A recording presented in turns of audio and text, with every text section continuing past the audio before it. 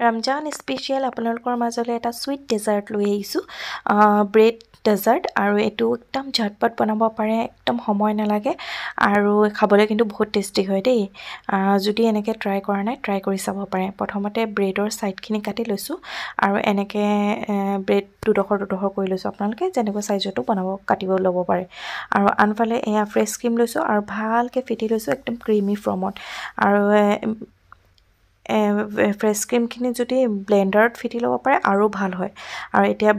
ব্ৰেডৰ শ্লাইচখিনিৰ মাজে মাজে মই এনেকৈ ফ্ৰেছ ক্ৰীমখিনি লগাই দিছোঁ তাৰপিছত আনফালে মই এয়া গাখীৰখিনি ভালদৰে উতলি আহিব দিছোঁ তাতে 3টামান ইলাচিও দি দিছোঁ উতল হোৱা মাত্ৰকে আনফালে মই এয়া কাষ্টাৰ্ড পাউডাৰ এচামুচ ভালদৰে মিক্স কৰি লৈছোঁ আৰু এইখিনি এতিয়া ইয়াত দি দিম তাৰ আগতে চেনি দি দিছোঁ জোখমতে আৰু এইফালে কনডেক্স মিল্ক দিছোঁ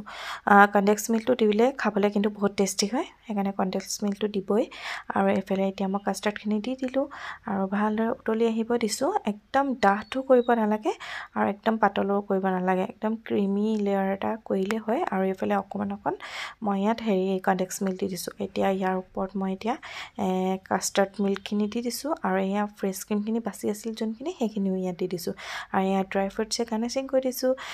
যদি আপোনালোকে ভাল লাগে লাইক কৰিব কমেণ্ট কৰিব শ্বেয়াৰ কৰি নাপাব ভিডিঅ'টো শেষলৈকে চোৱাৰ বাবে বহুত বহুত ধন্যবাদ